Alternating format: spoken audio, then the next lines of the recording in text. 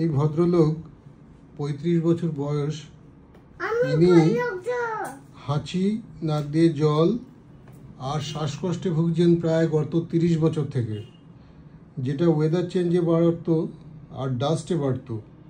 উনি আমার কাছে এক মাস ওষুধ খাওয়ার পর থেকেই ওনার প্রবলেম অনেকটাই কমে যায়, প্রায় নেই বললেই চলে। এখন আমরা শুনে নিই এখন ওনার কাছ থেকে কি উনি কেমন আছেন আর কি কি প্রবলেম ছিল বলুন।